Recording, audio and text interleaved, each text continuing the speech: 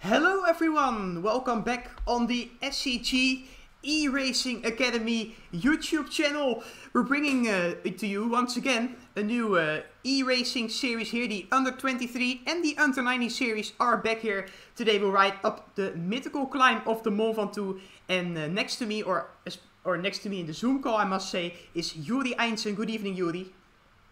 Good evening, Casper. Yeah, not really sitting next to you because then we had the problem with all the corona stuff and that sort of things. But yeah, very pleased to join you once again. Yeah, we are here, ladies and gentlemen, back again on the Mont Ventoux. We're starting in Malocène, and yeah, after 2 or 3 kilometers, it starts climbing and it never ends climbing. So a lot of altitude meters today for the riders. You know the drill. You know that we use RGT as the platform, and we also have a few riders here in the Zoom call, which we will introduce to you. But first of all, we want to interview a few guys as well. The winner of the last series 2 weeks ago was Harrison Wood. He is here. Hello, Harrison. Hello. I'm here. How are you? Yeah, good. Yeah, not too bad. Just getting ready now for the start. Yeah, and of course 2 weeks ago you won. I think it's way hotter than 2 weeks ago. How are you going to deal with that?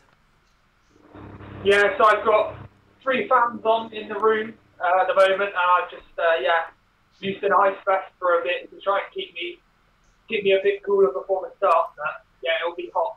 Definitely. Yeah, and are there any team tactics for today? What is the plan?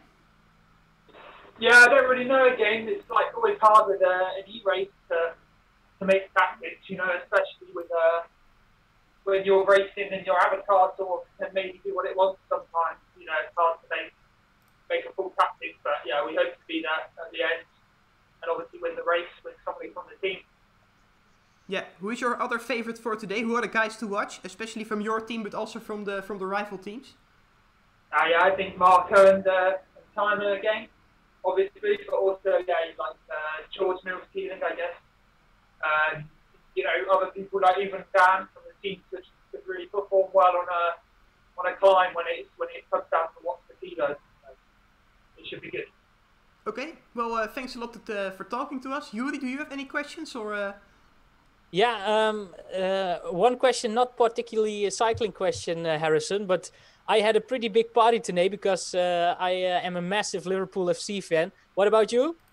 No, I'm not a Liverpool fan, but yeah, it's nice to see them win something for a change, you know, in the Premier League. So they deserved it, but maybe we don't hear the end of it now for a while, you know, with the Liverpool fans saying they always win and everything.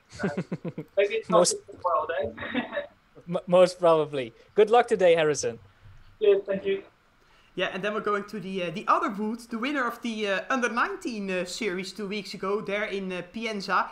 George Wood. Good evening, George. Hello. So which Premier League side are you supporting actually? Oh, well, I think like most cyclists, I don't really follow football, so... That's better. That's quite an extraordinary story for an Englishman, because I always thought every Englishman loves football. Well, not this one. Okay, fair enough. So today we have a race on the Mont Ventoux. Same question for you. It's very hot outside. Do you think that's a disadvantage or an advantage for you? Probably a disadvantage living in England, given that it's raining and cold half the time. But yeah, I've got my fan on. Got the windows closed actually to try and keep the heat out because it's quite cold in my basement.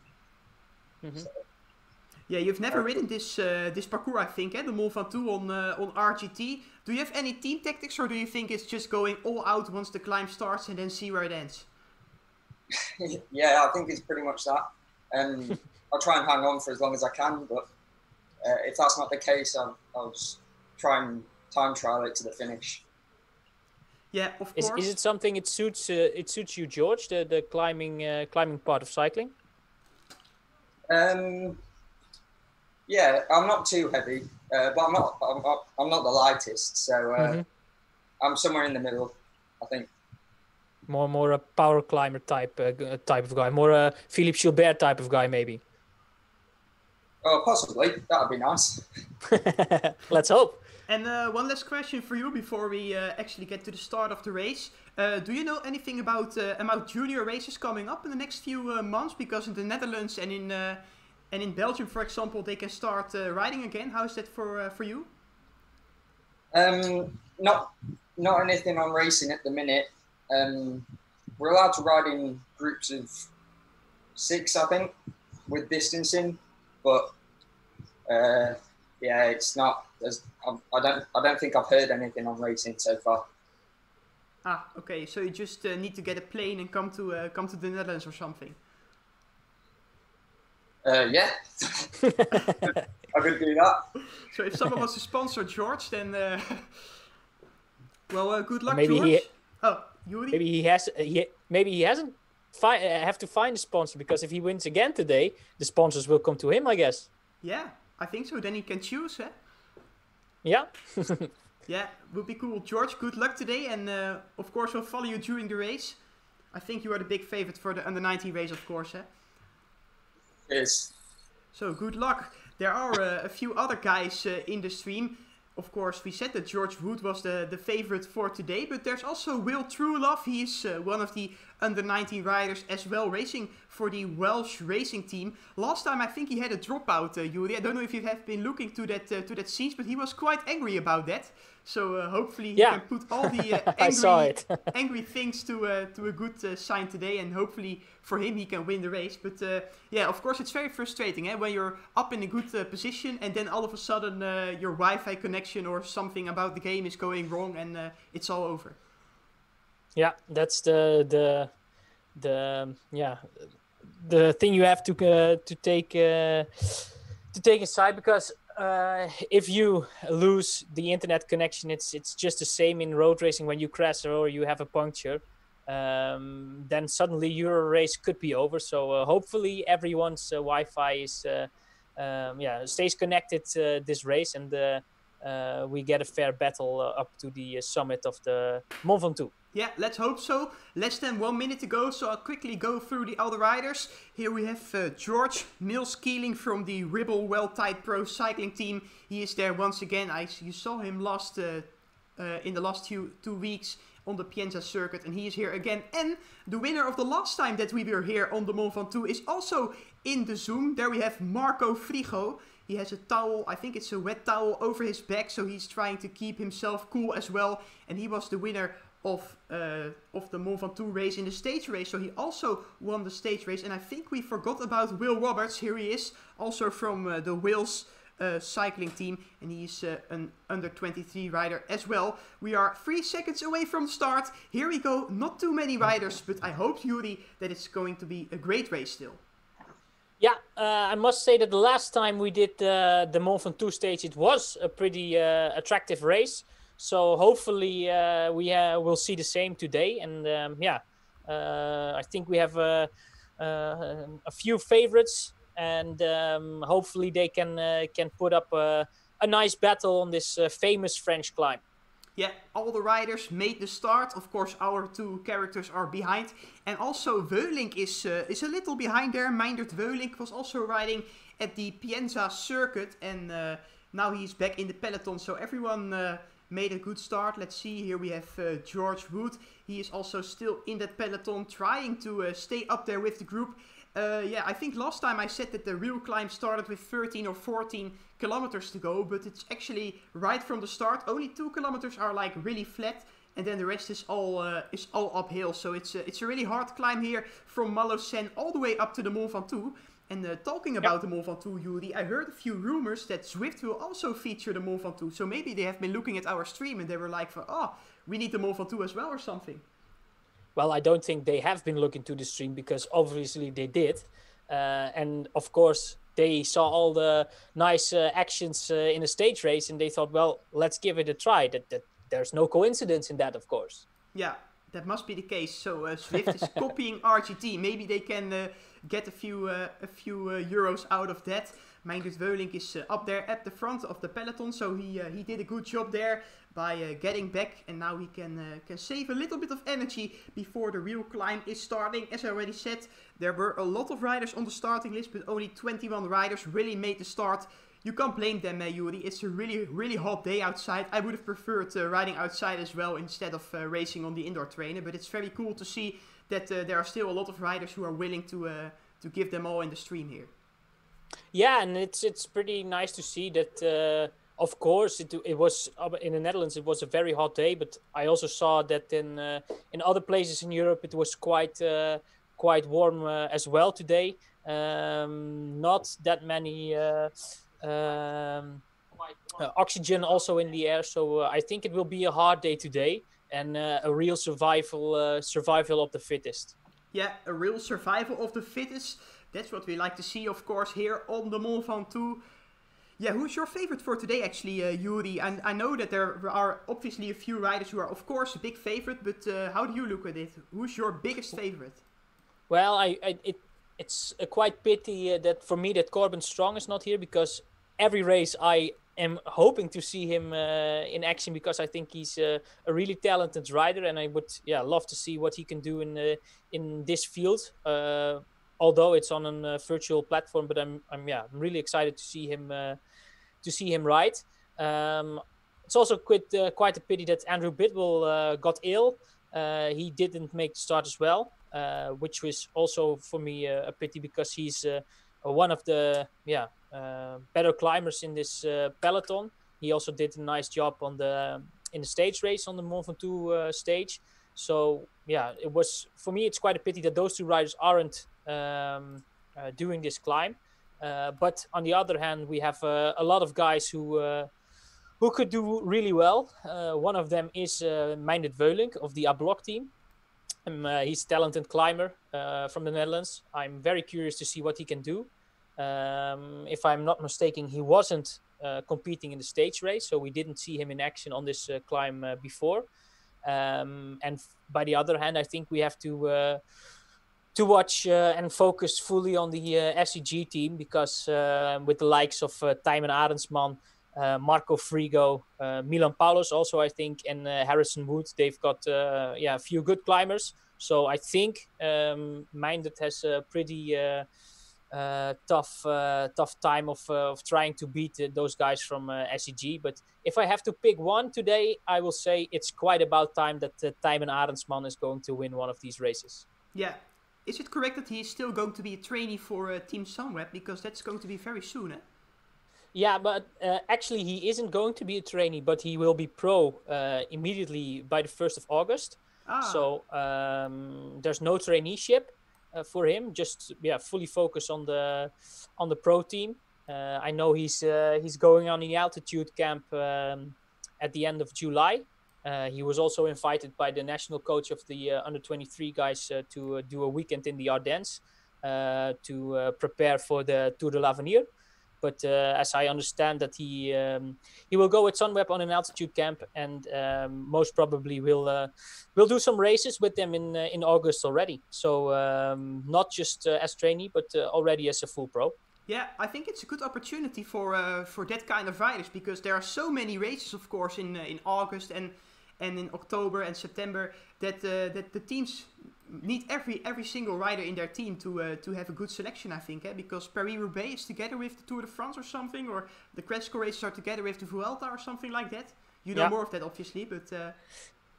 Yeah, there is a lot of races who are at the same time of other big races, and then you also have the smaller races, for example, in Belgium or Italy, where most of the time World Tour teams or Pro Continental teams will invite trainees to do that kind of races. But now there are just really a lot of big pro races, and I think a lot of teams will have some problems with getting every one of their team roster into every race. So I think a lot of teams will invite trainees this year to make good teams and full rosters for every race they are competing in. For example, Gijs Leemrijs of the Jumbo-Visma Academy squad, who doesn't start here, which also is a pity for me, because he's also a good climber, and it would be nice to see him battle here as well, but he isn't competing. But he's also going to ride the Vuelta a Burgos with the Jumbo-Visma World Tour team. because there's now a rule by the UCI that allows under 23 riders from the development team of a World Tour team to compete with World Tour in some of the World Tour race of some of the pro races. So, for example, Gijs Leemreize is in the Jumbo-Visma development squad, who can compete with the World Tour team of Jumbo-Visma in some of those races. And also the likes of Sunweb have the same case, and a lot of other teams who have a development squad underneath their World Tour team can compete in some races. So, I think a lot of teams will use that opportunity to fill their team rosters for every race, because like you said, we have a lot of races from July to the end of October, or maybe even the beginning of November. So it's will be pretty crazy, I think. Yeah, I heard that story as well about development teams. I have a few friends riding at Jumbo-Visma Academy and riding at the Sunweb development team, and they were already hyped when they heard that news, because they hope, of course, that they can make their debut in the World Tours, in one of the World Tour races. So of course that's also a nice thing for younger talent. So maybe Corona is also a way to prove themselves in that kind of case. We have one leader almost from the start. He was going away, and we are on the Mont Ventoux climb almost, I think. And Jordi Meeuws is still up there. 25 meters is his advantage. I think it's just a little cat mouse game here what Jordi is playing. I don't think he's capable of winning the race today, Jordi, but it's nice that he shows himself.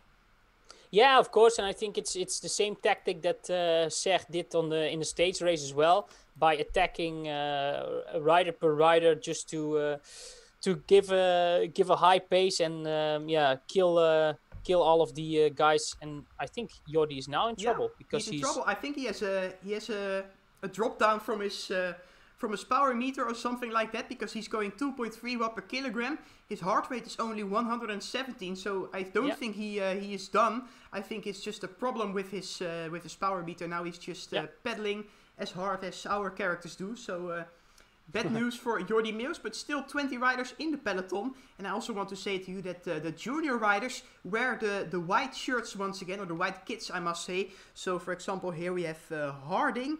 Let's see, that's William Harding from Marsh Tracks race team. He is one of the junior riders up there in the peloton. We can see Wood as well, of course, George Wood.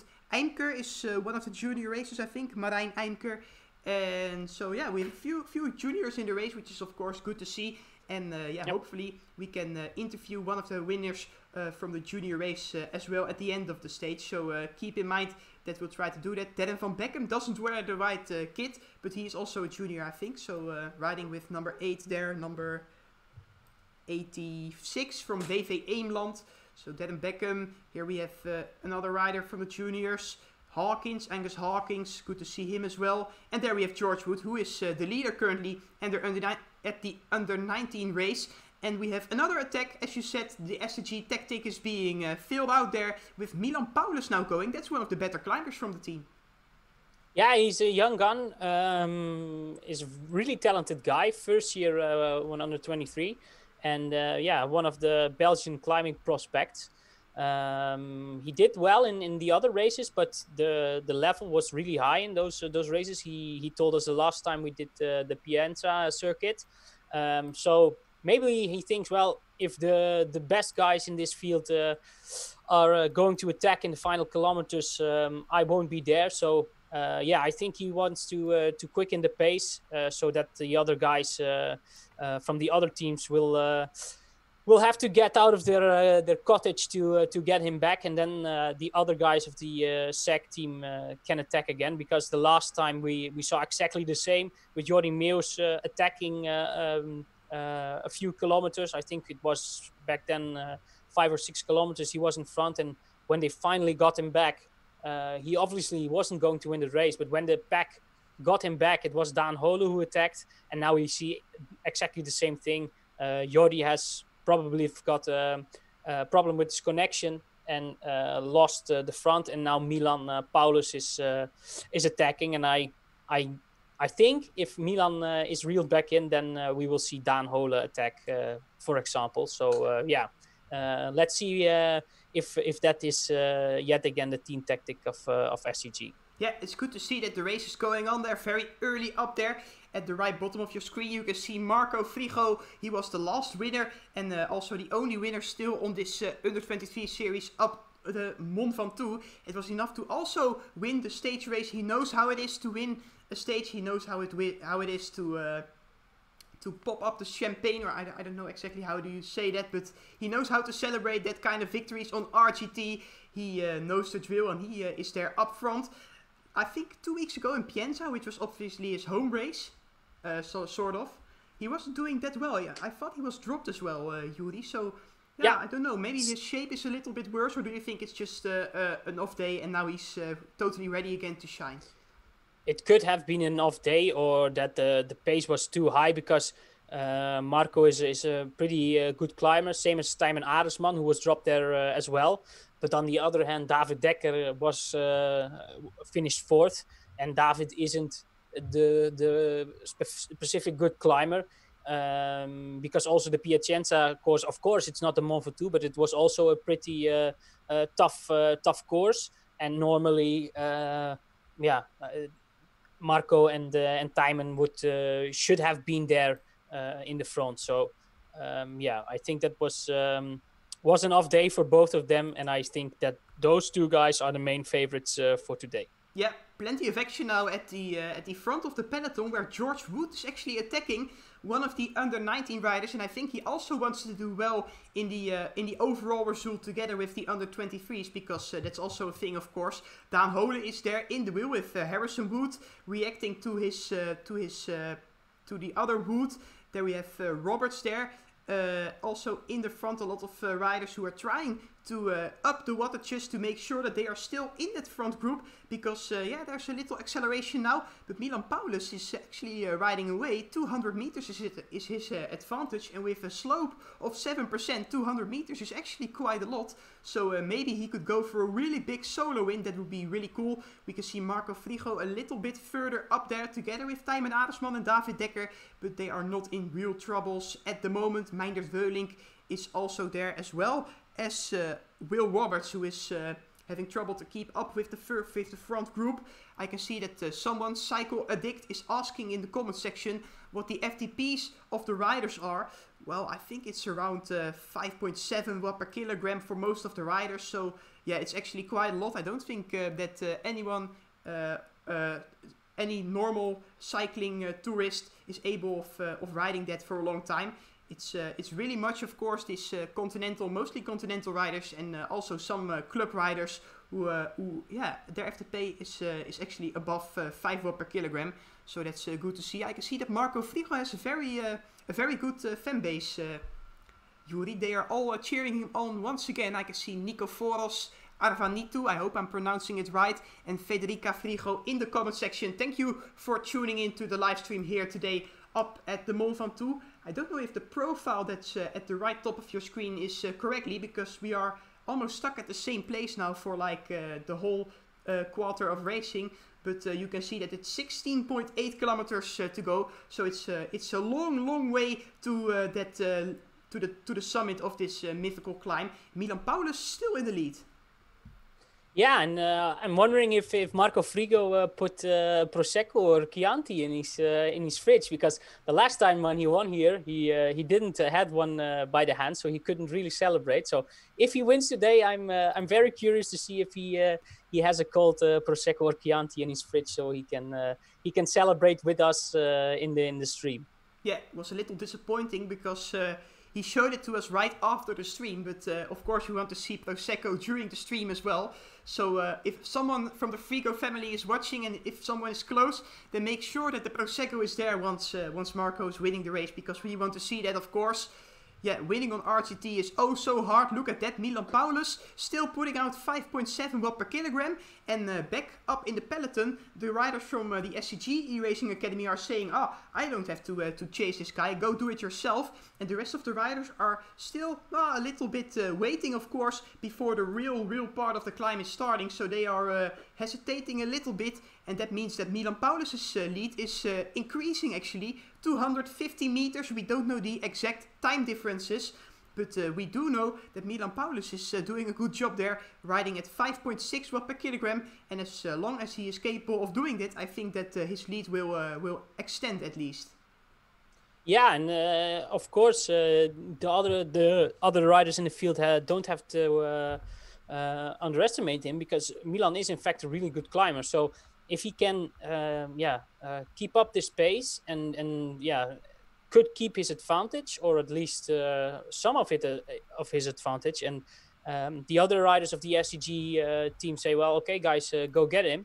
Then, of course, it's still a long way to go, but then I won't say that he could not win, because he is a really good climber. And if he maintains this advantage, then maybe he could save some energy for the next couple of minutes, and then give it his all in the last few kilometers of this race. And maybe then we're in for a big surprise, or a big surprise. It would be a surprise if he wins, but on the other hand, it wouldn't be. But from that attack from this distance, well, that would be a pretty impressive move by him. So let's cheer on Milan. Yeah, that would be the most impressive victory, I think, in this whole under 23 and under 19 series. If Milan is able of finishing this off. Only 18 years old, ladies and gentlemen. He's going to be 90 years old at the 23rd of October, so he still needs to wait a little bit for that. 10th last year at the World Championships in Harrogate, so this rider is, as Judy already said, a really good rider, and he's showing that today. His advantage is now 300 meters. In the peloton we have around, I think it's still 20 riders who are trying to bridge the gap. We lost Angus Hawkins and we lost Marijn Eimker. They are not able of following the big pace there at the front. Meindert Weuling having troubles as well there. Heart rate 182, trying to put out some powers, and now he's saving a little more there in the wheel of, I think that's Stan van Tricht. Yeah, it's Stan van Tricht. But it's really hard to keep up here. 2% now, the gradient, and I think as soon as we hit the 13 kilometer to go sign, then it's really going to start being really hard here on the Mont Ventoux. So we're waiting a few more minutes for that, and then there's no time for any rest anymore. Then you just need to give it your all the way to the summit. As we see that Harrison Wood is a little bit behind in the peloton, but 169 is his heart rate, so I think that he's not in trouble at the moment. No, and then let's see if Milan can keep up with this, because that's he's still way up ahead, and of course this isn't the real tough slopes, but he's riding away pretty well. Yeah, he is doing an amazing job actually. 300 meters on a climb this big, that's actually a really much of an advantage, so he can really do that. We lost connection with Harrison Wood in the Zoom call, so no Harrison Wood anymore here on the stream, but we do have the other Wood. We do have George Wood, who is he's suffering, Yuri. I think it's the heat. Maybe he's just pretending that he's suffering, but I think that he is having a hard time there. But he is up front in the peloton. He's still doing a good job. His heart rate is not too big, so no real problems for George Wood. But maybe this race is a bit harder for him than the Pienza one. Yeah, I think so. And of course, 2 weeks ago when we did the Pienza circuit, it was nice weather, and now it's really warm, because I'm already sweating just by talking in my microphone. So that also says a lot about my condition at the moment, because I'm out with an injury. But it's just really warm. Not that many oxygen in the air. It's a really tough day today for those riders. Also, because on the bike this would. On the road season, it would be a very hard day in these circumstances. But when you have to ride on your bike inside, then it's really a tough job of hanging on, and try not to blow up yourself. So the circumstances are really hard today. So it could be that Milan did this job, and at the end it we'll have to see, of course. But in the end, it could be the possibility that everybody's cooked already, or hasn't the energy left because of the circumstances to reel him back in. So it's looking to get better for Milan Paulus with every minute which passes by. Yeah, it's still a really, really long way to go, so don't forget Of course, that, yes. Around 40 minutes, but Milan Paulus is at least showing himself really well here. We have had 22 minutes of racing. I think last time we did this race in like an hour or something, so expect 40 minutes still to go for Milan Paulus. 13.7 kilometers remaining still in this race as we are going now to the steeper parts of the Mont Ventoux. I think it's around 13-12 kilometers to go where it really starts to kick in. Mills Keeling at the front of the peloton trying to do something to bridge that gap, but we can really say that Milan Paulus is very far up there. Actually, we need a stopwatch or something to time maybe his the time difference. I don't know if someone is capable of doing that. Here we have a tree or this post kind of thing.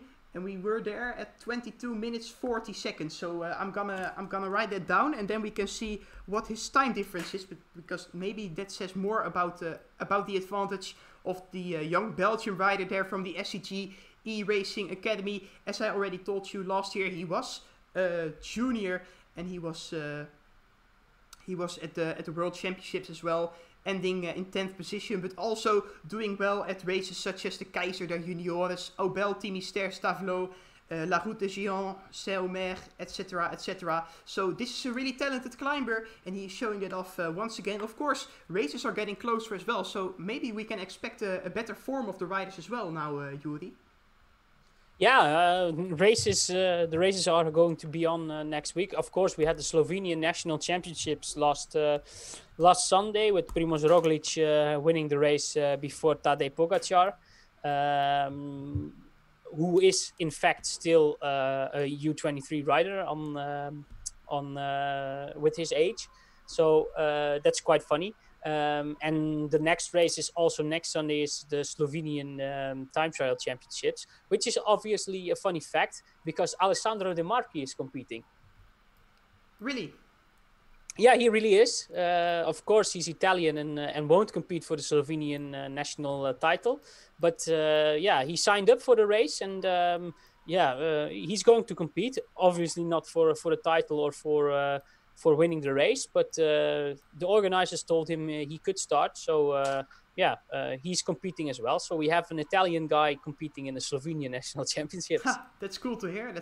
Well, yeah, I know that there are sometimes, but it's really, really rare. Of course, there are races indeed where it's like I was riding in Belgium last year, and there was a provincial championships of Antwerpen, and I was there as a Dutchie, so that was also possible. And then there were two classifications, and at the end the first three riders were also from the province of Antwerpen. But still, I want to say to you that I actually clocked it, and the advance of Milan Paulus is 50 seconds. That's a lot, Yuri. 50 seconds.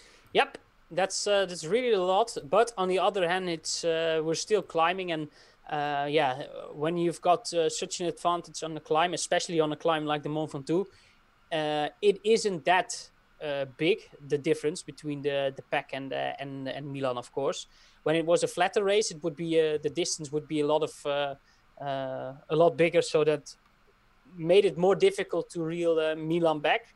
But as I mentioned a couple times before, Milan is a good climber, so he doesn't have to worry a lot to keep his advantage for a couple of kilometers to go.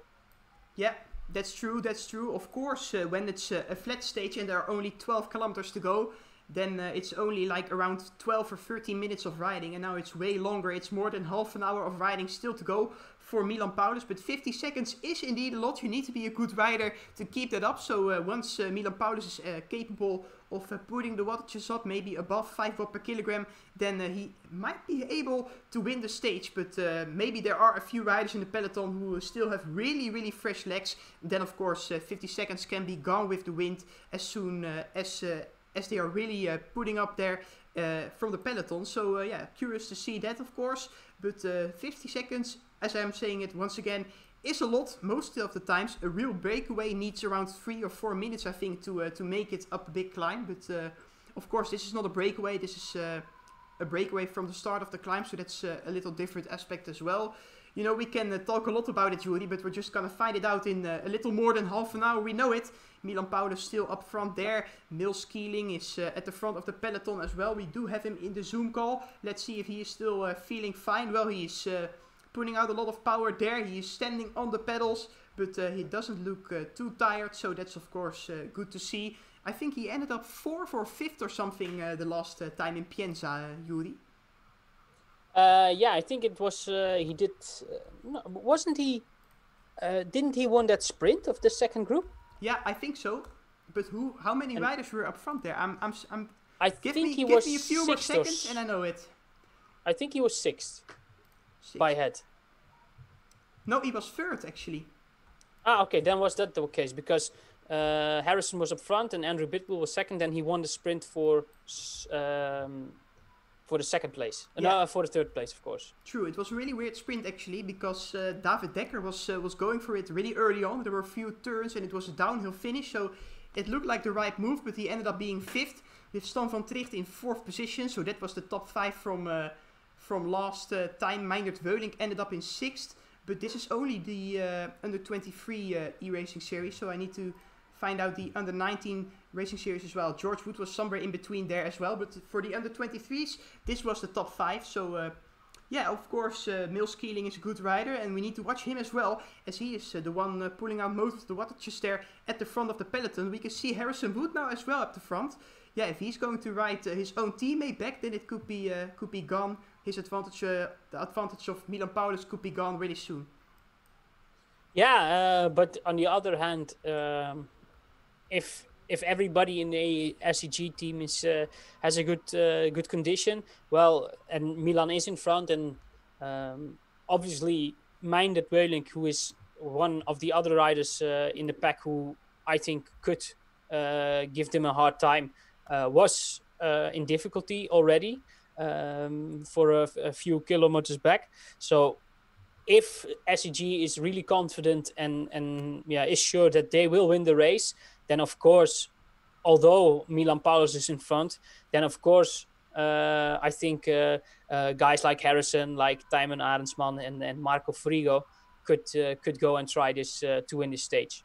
Yeah, that's true, but Milan is, I think he's only 18 years old, so maybe they need to give him a chance as well, but I don't think those tactics are really big in this kind of races. Of course, Milan Paulus, as we have a problem for Mils Keeling. I want to see that. Here, he's going again. He was typing on his keyboard, and now he's going again. He's back in the peloton, Yuri. That was a really quick, if this was like the flat tire kind of problem, then he fixed it really quickly. Well done, Mils Keeling there. George, he is at the front of the peloton once again, so he did that really quickly. It was nice to see there. Yeah, I was looking in for some information, because we had the advantage of Milan was 50 seconds a few kilometers ago. Yeah. And you said, maybe escapees normally have to have 3 or 4 minutes to tackle one of those big climbs in a Grand Tour for when they battle with the GC guys. I remember the Alpe d'Huez stage of the Tour de France of 2018 when Steven Kruijswijk was in front. Yeah. He soloed for I think 80 kilometers or so, and he had an advantage at the bottom of the Alpe d'Huez, which is I think 13.5 kilometers, the whole climb. He had an advantage on the bottom of 3 minutes in the logs with Bernal, with Thomas, with Dumoulin at that time, and Bardet.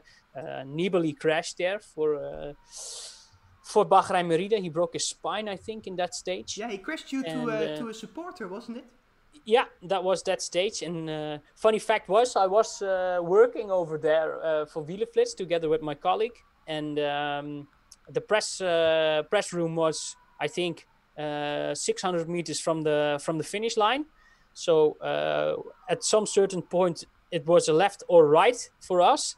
And we decided, okay, which is the fastest way to the finish, and we were looking at our phones, which we had the live stream on, and then we decided, okay, let's go left. So we went left, and then we came onto the route, and then we saw, okay, Kruijswijk starts to climb, and then we looked up and we saw the banner of the 1 kilometer sign. So we had sort of like, shit, there will be here in 12 kilometers, and we have to get up that final kilometer which is of course very busy with all the spectators. So we had a really tough challenge by ourselves to get up to the finish, because we had to work over there, of course. So we were really exhausted, and then just when we got there, they turned the last turn, and Kruiswijk was already gone at that point, of course. And then at the end, Geraint Thomas won that stage, but that was a pretty funny story, because if they were in like 3 minutes before, then we would never made it to the finish, and were there all work that day would be for nothing. So it was a quite funny story. Yeah, funny story. How many minutes was Kruiswijk behind at the end? I think it was like 1.5 minutes or something. I will go and look up that now. Geraint Thomas won, and Kruiswijk was 10th that day, with 53 seconds behind. Yeah, so he needed 4 minutes actually to win the stage there. So my approximation wasn't that bad, but of course, those are there are so many different climbs and different stages. Of course, different. When it's a downhill up to the climb and it's a very short climb, then it's of course possible maybe with 1 minute of an advantage.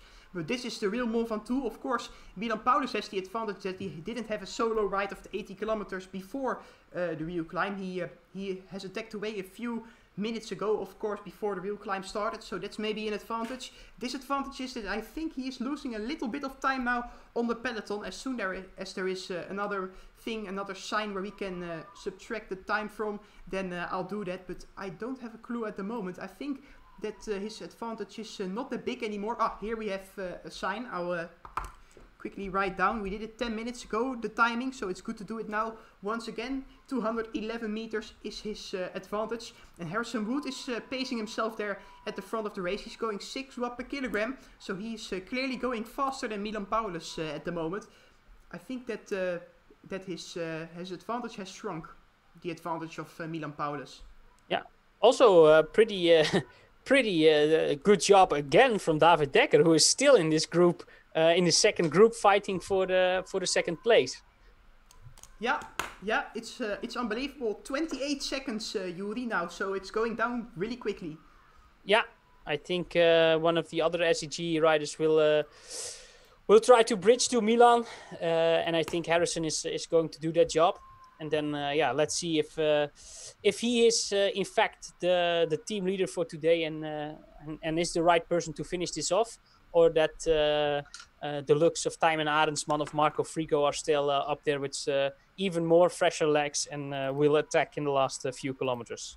Yeah, attack from Harrison Wood, and look at that. George Mills Keeling is bridging up to him, so he had a few problems a few minutes ago. And now he is there in the chasing group, and look at the advantage of Milan Paulus. It's going down really quickly. Maybe Milan is waiting for his teammate there. I can see that Darren van Beckham is the first rider there from the U19 series at the moment. He is in 4th position. Now he's able of being there at the chasing group. George Wood knows that. He is now riding in front of the 3rd group in the race, or maybe you can call it a peloton, but it's not a really big peloton anymore. Will Truelove is also there. David Dekker, as you said, it is also there. We lost Meindert Weuling. I think Stan van Tricht also lost contact. A rider from Hungary, Tom Smeets, is also losing contact. And of course the 2 Roberts there in the race are also behind. So only...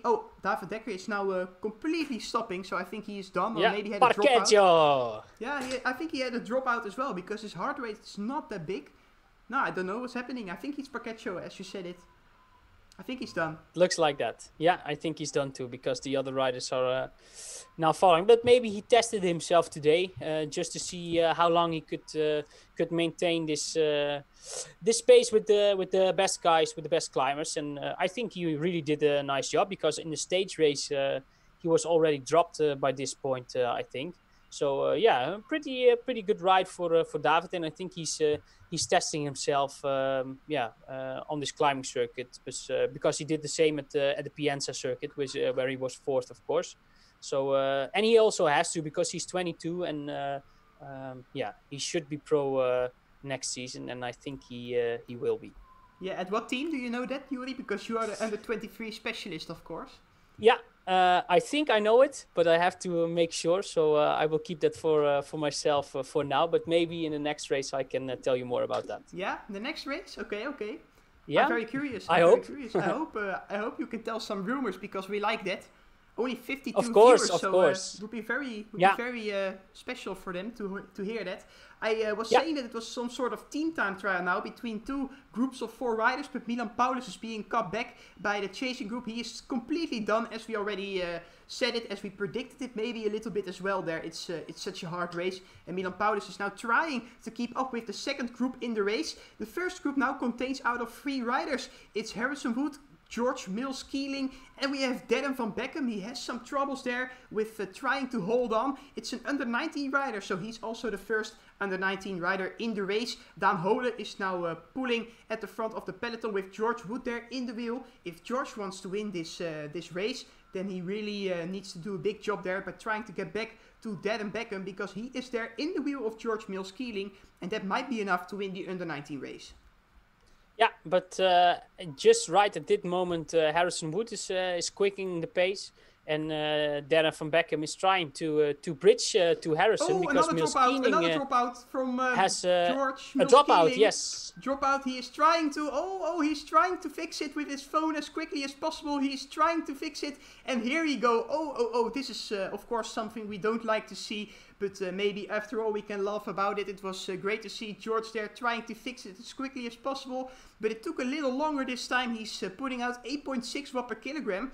What is he going to do? Is he going to wait for that second group, or is he going to try to bridge to that first group in one time? I think he's doing the last thing I thought. So he's going 7.5 watt per kilogram there. Look at how strong George Mills Keeling is, Yuri. Yeah, and also Daan Hole has a dropout at the moment.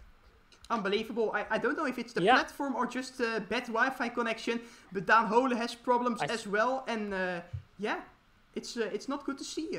Milan Paulus is very far behind. Will Truelove now being dropped by George Wood. The race is all spread out there. We really started racing big time. We have climbed 1,000 kilometers of altitude, and now it's still 8 kilometers to go to decide who will be the winner here on the Mont Ventoux. I think all the Wi-Fi's are in the bikini at the beach. Yeah, could be possible. No, it's pretty disappointing for some of those guys who were doing quite a good job, but did lose connection or something like that, because the battle is on. We still have more than or nearly 8 kilometers to go, but there is in fact a new leader. Yeah, it's Darren van Beckham. Darren van Beckham, the junior guy. Yeah, it's a rider from WV Eemland, so cycling team Eemland. And I must say that I did a few races with him. Actually, I did quite a lot of races against him. But most of the times he wasn't in the first group. So I don't know him as a really good rider, I must be honest with you. But he's really, really surprising me here. So that's of course good to see you. Yeah. Normally, sometimes you just don't know it. Yuri, these riders are really young, of course, and in 1 year they can turn from an average rider to a really good junior rider. But we don't know it because there are no races going on. So maybe Darren van Beckham had a really good training sessions the last few months, and he's up front now there. And I think that the second group in the race is now being bigger, with George Wood being in there as well, and he needs to pace himself if he wants Darren van Beckham to get back to that group, and if he wants to win the under 19 race. Yeah, he does, and I think Tijmen Arendsman is doing a little bit of a sniper job over here. You don't see him, and all of a sudden he's riding in third position and just turning pedals. But it seems to me that he's playing a little bit hide and seek. But I think we've got him now, and let's see if he's in fact the strongest of the SEG team, because Marco Frigo is dropped, and unfortunately for us, I think we don't see Marco Frigo celebrating with Prosecco Chianti today. But maybe Tijmen Arendsman also got a nice drink in his fridge, and will celebrate with us. Yeah, when you started talking about Tijmen Arendsman, I was immediately going back to the field. I totally didn't notice that he was up there as well. So really well done by Tijmen Adelsman. And as you said, he's in a really good position now to win the race. 6.8 kilometers to go. The attack from Dennis van Beckham is also from really far on. Of course, guys, it's really hot outside. It's really hard on the indoor trainer. Dennis van Beckham's heart rate is really high at the moment. So I think that it will be a really tough job for him to finish this off. But of course, he's capable of doing it. Maybe George Wood is now going to a few turns there. The slope is not that big anymore. He is really taking his responsibility there at the front of the second group, because he really wants to win that under 19 race.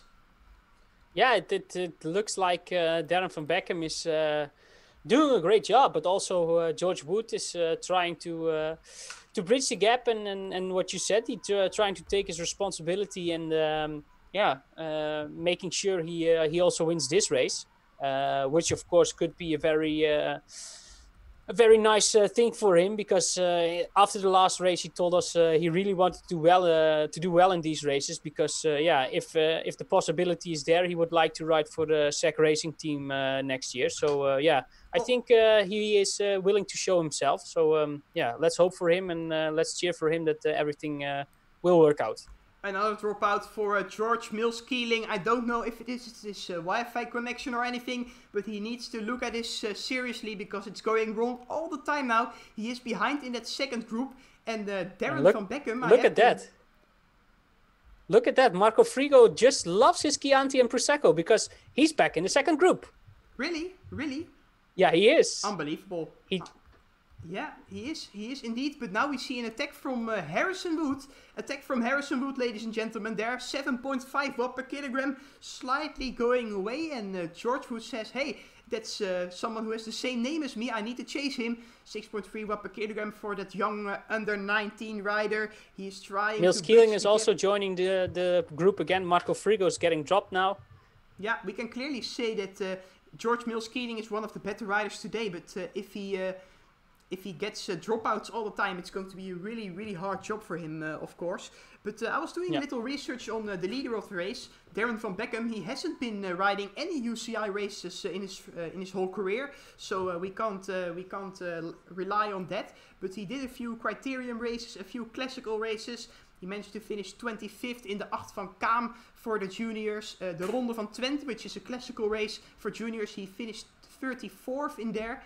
It wasn't a really big race because there weren't as many participants as normally, but it's still a good job, of course. He finished 62nd in Roden, 92nd in the Arno Wallaert Memorial, a few classical races for juniors. So as I said it to you, Yuri, it's a rider maybe a little bit from my level, not really good, not really far at the front, but yeah, if you train a few months and if you really try to push yourself, they are able of doing big things, and Darren van Beckham has done that. He is still up front there, but I think Harrison Wood is going to catch him. Yeah, but what is also, of course, a possibility that Darren van Beckham is more the climbing type of guy. I don't know him too, but of course, in the Netherlands and Belgium, you don't really have, you don't at all have climbs like the Mont Ventoux, and maybe he is that climber type of guy, and now finds a route that's really suitable for him, and now he can show himself. So maybe that's the point, and he's not maybe the type of classic rider or the sprinter or the criterium rider that most of the Dutch guys have to be. So maybe that's the case. I don't know him, but he surely shows himself today, and is doing a great job. Yeah, he's doing a really great job, and I think you're right, Yuri. One really important thing as well for juniors is to be able of riding in the front of the race. If you're behind, then you're always behind the crash and stuff like that. So if you're not the kind of really good steering type, so not a Mathieu van der Poel type of rider, when it comes to bike skills, then of course being on the virtual trainer is maybe an advantage for you as well. Then Van Beckham doesn't have to be a really good bike, doesn't have to have really good bike handling, of course. To be in the front of the peloton, you just need to ride the fastest of all the riders. He is still there up front. I think Harrison Wood has problems with keeping the pace. The advantage of Darren van Beckham is 4 meters now. You can see at the left top of your screen that George Wood Harrison Wood is now saving 55 watts by staying in the wheel of Dennis van Beckham. So with the slopes now being at 3%, I think it's an advantage to be in the group at the moment. George Wood still up front of that group, who is 100 meters behind. Mills Keeling is also there. Tijmen Adelsman is there, and as you already mentioned, Frigo is being dropped, and now he is at 100 meters behind that second group. So I think it's all over here for our Italian rider. No Prosecco. No Chianti for us today. That's really sad, but I don't know if you have good Prosecco at home, Yuri, because then you can of course drink it. Yeah, I have one, but it's not in my fridge, so it's not really enjoyable when it's not in the fridge. So no, it's no Prosecco or Chianti for me either today. That's sad, but of course maybe a later moment for you, then it will be better. 4.3 kilometers to go. I think that we are getting really close now to the end of the stage, 13 minutes or something like that, and it's still not over. We still have many contestants, 5 to be precise, for the race win here today. Tijmen Adelsman, George Wood, George Mills Keeling in that second group there. 100 meters was the advantage of the two leaders. Now it's only 58 meters. I think if you still have fresh legs and you manage to do a big jump in the final kilometer, then you might win the stage. I think everyone still remembers Joaquin Rodriguez. He was the king of that, riding a really fast last kilometer on the mountain stage and then winning the stage. I don't know if I'm correct, Yuri, because I was a bit younger back then, but no, that was really Purito's specialty. That's not a word lie of it. Good to hear. So if someone is able to do a Purito in the final kilometer of this 5 riders, then the win will be there. Let's look at the heart rates. George Mills Keeling 184, George Wood 176. Tijmen Adelsman is riding at 176 as well. George Wood is at 189, I'm sorry. And then we have Dennis van Beckham at 190. And Harrison Wood, also really high heart rate, 187. Of course, it doesn't say anything about the rider, but maybe a little bit. Of course, the juniors are a little bit younger, so most of the times their heart rate is bigger. But Tijmen Adelsman obviously has the lowest heart rate of all, so maybe he is able of doing a big job there in the finale. Tijmen Adelsman literally hasn't spent a lot of energy. Yeah? I think he's doing a really great job with saving energy, trying to save as much as possible for the final few kilometers. Yeah, which is a really hard job for him, because in the year he got second in the 2011 year, and also last year he was attacking all the time. He's also a guy who does a lot of cyclocross races, which is of course very attractive, because all the riders always try to attack, and then Tijmen is a guy who always loves to attack and put in a lot of energy in his efforts. So this is quite good to see what he is doing, because I think he's a very talented guy for the GCs in the future. So this is the type of rider. This is the type of ride he has to maybe develop a little bit more, because this is a really important thing if you want to battle for stage wins. Of course, you have to attack in the mountains. He already. It looks like that he already has that quality. So now he has to work on keeping himself a bit low profile, and then do maybe a Purito in the last K. Yeah. But I think he's doing quite a good job today. Yeah. George Mills Keeling doesn't have really good nerves, I must say that, because he is constantly attacking, he is constantly going for it. He doesn't want to wait, the rider from Great Britain there, the rider from the Wales team, if I'm correct. The Ribble Well-Tide Pro Cycling team. And he's constantly going for it. Tijmen Adelsman can just sit in the wheel there and try to follow. Of course, it's not easy, but I think that he might be able to do it. There we have another attack from George Mills Keeling, 8 watt per kilogram, trying to bridge the gap in one time to Harrison Wood and Dennis van Beckham. George Wood is having trouble now. Adelsman is reacting. Yeah, I remember Rigoberto Urán in the Tour de France a few years ago. He wasn't doing anything and he finished on the podium. So it's really possible to save energy, and then all of a sudden win a race or achieve something really big. Here we have George Wood, Tijmen Adelsman and George Mills Keeling. I think they're all getting back. Van Beckham is riding at 8 watt per kilogram at the moment in the front group. He doesn't want George Wood, of course, to be back for the under-19 series. And Tijmen Arendsman and George Mills-Keeling are saying, oh man, can't you just wait for us, because we really want to join you. It might be a shot patat for them, because it's only 12 meters of a difference, but they are not getting closer at the moment. I think now they bridge the gap, so we have 4 leaders at the moment. Yeah, and which was quite funny also, because at Wielerflits, at the end of the year, we always have the Heimar Zubeldia Award, which is the award of the rider who gets in the top 10 of a Grand Tour unnoticed.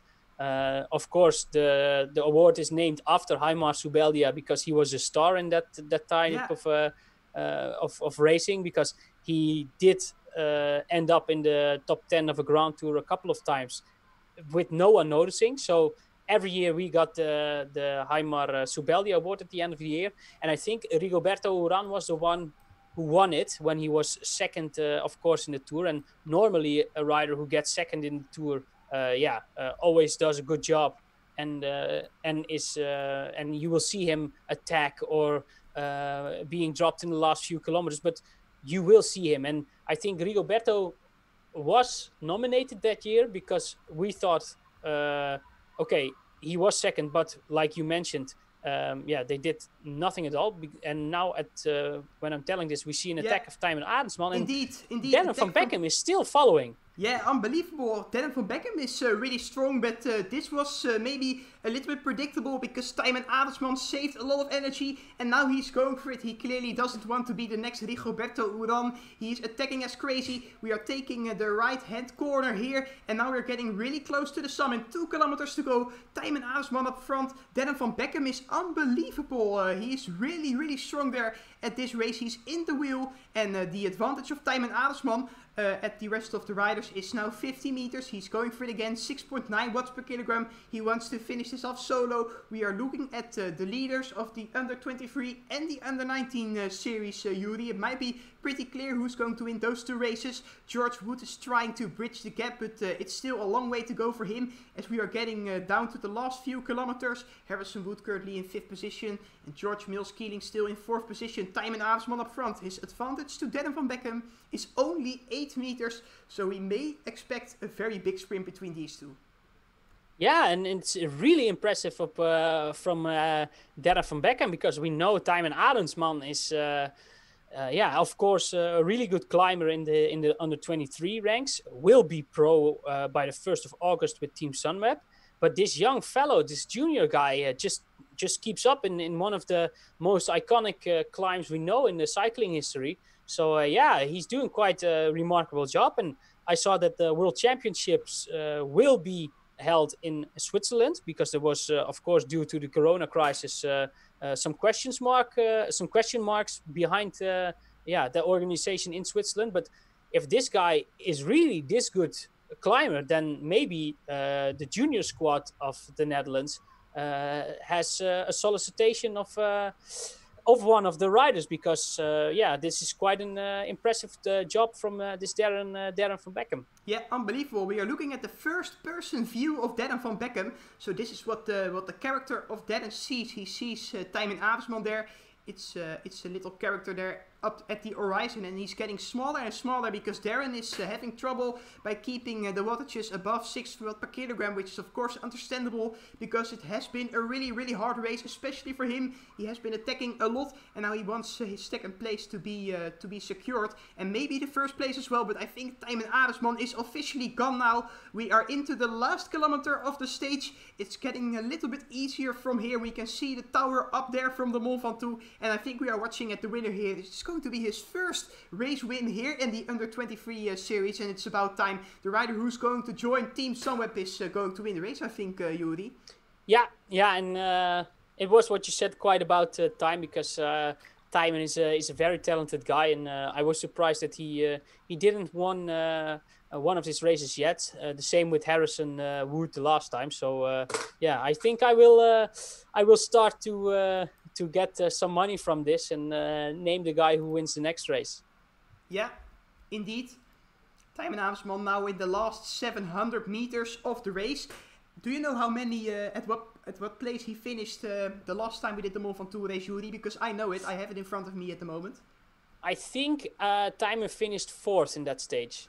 Almost, he finished 3rd, so he was on the podium after Mason Holyman, who is the current Everesting Challenge record holder in the UK. I saw that, so Mason Holliman's also doing a good job outside at the moment. But we are watching at the rider who was third in the last Mont Ventoux under 23 series race here on RGT. He's into the last 400 meters of the race. Darren van Beckham still in second position. He's probably going to secure that, but the first place is not going to be possible because Tijmen Aresman is riding above 6 watt per kilogram now. 7 watt per kilogram. Tijmen Aresman is probably gonna be the new winner here. We're taking the right hand corner, and there is the real banner, Yuri. We missed it last time, but now it's pretty clear. Yeah. Here we have our winner.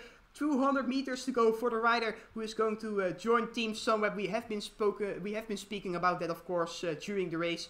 And yeah, he was really the best rider, but also the smartest rider today. Yeah, he did a little bit hide and seek game, but at the end he was clearly the strongest rider of this group, and a very deserved win for Tijmen Aresman.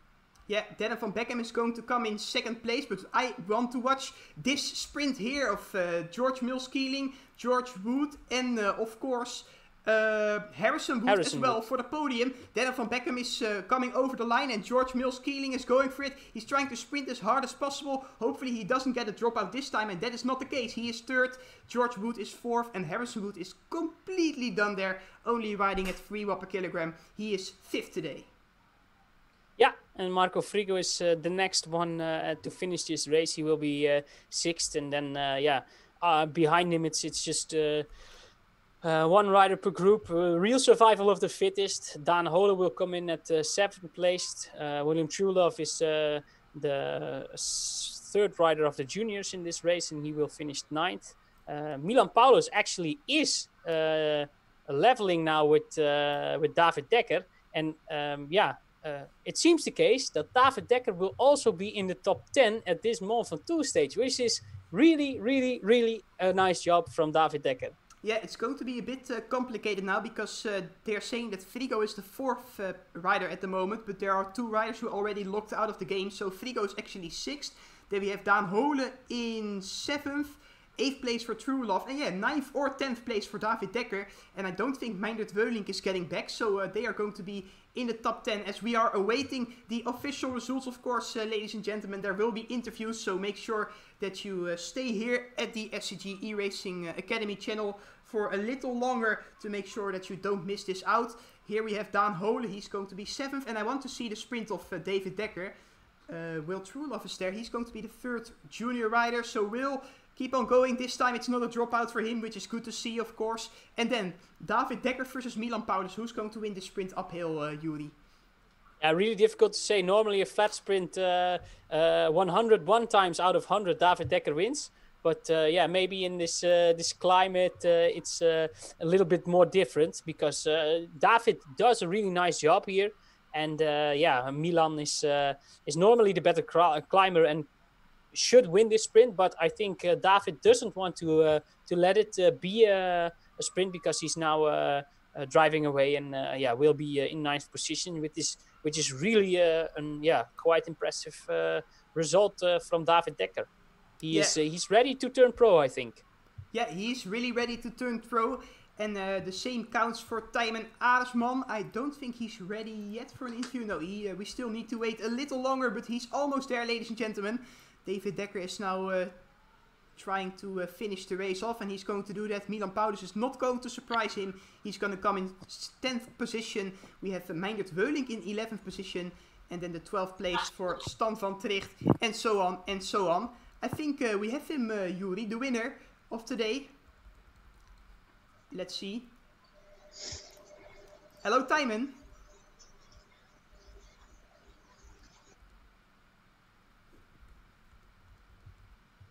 Still need to wait a little longer, I guess. Tijmen, can you hear us? Yeah, but yeah, my internet connection is unstable. It's just so maybe I can't hear you a bit, but. Okay, we'll just try to do it, and if it doesn't work out, then we'll just stop it. So, congratulations on your win, Tijmen. We said that you were a bit of a rider who's trying to save as much energy as possible and then go for it in the final few kilometers. Was that the plan for today? No, not at all. The plan was to take it easy from my trainer, but I had some good legs, I guess, and I just thought, like, on the map I saw like a flat part, and I said to myself, I will follow the group to there, and then kept going, and then I came in the final, and I still had some good legs, so I thought like, yeah, why not? So actually that's the plan. So do you think your trainer is angry at the moment, or is he happy with the win? Maybe a bit. It's not on the plan. And you had a little bit of pressure, of course, by me telling you to win today. Really? Did you? No, just joking, I don't Tijmen. remember, but No problem. But how was this race? Because the last time you also did a nice result on this Mont Ventoux stage in the stage race. What were the big differences between that race and this one? I think the last race was for a GC, so then you have a bit the gaps, the time gaps, and certain names in mind.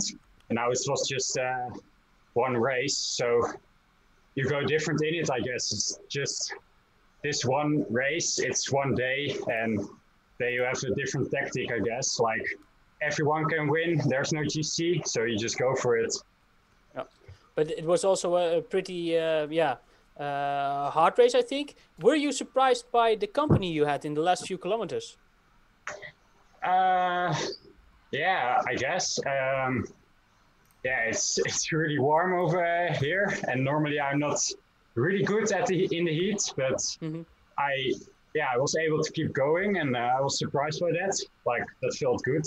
I had some good training last weeks, some 6-hour rides, and it looks like I react really well on that, just making hours. So that's something to keep in mind in the future. Yeah. Do you already, because you are joining, of course, Team Sunweb by the 1st of August, do you know anything about your pro program yet? Yeah, I do, but yeah, it's not official yet, so maybe I can't tell anything about it. Okay. But I know then what we'll have to wait for it a little bit longer. Yeah, I think it will soon be published. But can you tell us something about Team Sunweb, because you're going on training camp, of course. I heard from Yuri. Is that true? How's it going to be? Yeah, we leave next Tuesday. So the 2nd of July till the 24th of July, we are going on altitude in Kutai, on the top of a mountain in Austria. Yep. So that will be my first time on altitude, and I'm really looking forward to that. I am eager to see how my body reacts on that. So it will be a good experience. And do you know anything about the Tour de l'Avenir yet, Tijmen? Do you want to ride that race? Is it possible with the program you've got from Sunweb? Yeah, the team and me wants to ride it, but all depends on Adrian Helmantel, of course. Of course, if I get selected by the coach of the Netherlands, so I want to ride, and the team wants me to ride it. So that's I hope to ride it to get selected. And with this win, you send it a really nice invitation to Adrian to select you, I think. Yeah, I hope so. Okay, enjoy your victory, Tijmen. Yes, thank you. Yeah, enjoy your victory, Tijmen. Congratulations once again. And we're going to do another interview with one of the junior riders. That's George Wood. George, you're not the winner today. It was someone totally unexpected, in my opinion, who won it. Is it Van Beck? Yeah, can you maybe put up your fan or something, because I think that's disturbing the sound a little bit. Yeah, sorry, maybe a little bit difficult, but how was your race going? Because you were really well at the front there, but I saw that you were dealing with the heat as well. Was maybe a little bit hard. Yeah. So at the bottom of the climb, I was feeling good, and it was pretty steady, and then towards the top, I was trying to just hold my power, do my own race, and a couple of the guys put in massive efforts off the front, and I just couldn't bring it back because I was already pretty much on the limit. Yeah. Do you know Dennis van Beckham actually? Because I knew him not really well, but I wasn't really thinking about him doing such a good effort. No, I haven't. I don't think I've ever raced him. Yeah, but obviously he will be an opponent for the future in this type of races, maybe. Definitely looks that way. Yeah. And thanks. No, go ahead, No, Casper. go on, Yuri, because I don't know any more questions, to be honest. Oh, hey, and George, are we going to see you on the next couple of races also, or? I don't think I'm doing the stage race. I didn't sign up for that, but the other two one-day races definitely going to. And do you know anything about your races for the next month? Do you know a certain program that you will do, or is it still uncertain? I think it's definitely still uncertain, so I'm just going to carry on training, following what my coach is telling me to do, which seems to be working by the look of it. And hopefully when racing comes back, we can do something then. Yeah, and until that moment, we hope to see you again in these races. Thanks very much. Yeah, George. Yeah, you too. Thanks, George. Thank you for joining this race, and thank you for making it a little more interesting there, George, because it was good to have you there at the Under-19 race. So, Yuri, that's it, I think. We're done with the second Mont Ventoux stage here on the YouTube channel. Yeah. The first one with the Under-19 riders also involved. I enjoyed it, did you? Yeah, I really did. Of course, the main favorites were obviously clear before the race started, because there weren't that much real climbers in this race. But at the end, it was quite fun, because we had some names up there for at least for me were quite surprising, and also nice to see that George Wood and also Darren van Becken were up there, because I really like the under 23 circuit. But every year, of course, there are new riders in that circuit, and I will follow Darren van Becken and George Wood a little bit more if we have a junior road season this year. Yeah, it would be cool. We're gonna follow the guys, of course, who were competing, and I'm gonna say goodbye to you. Thank you for watching this live stream, and I hope to see you back as soon as possible. Make sure that you follow the social media channels of the SEG eRacing Academy to make sure that you are there when the next live stream comes. Thank you for joining, and see you back again as soon as possible. Bye bye. Bye bye.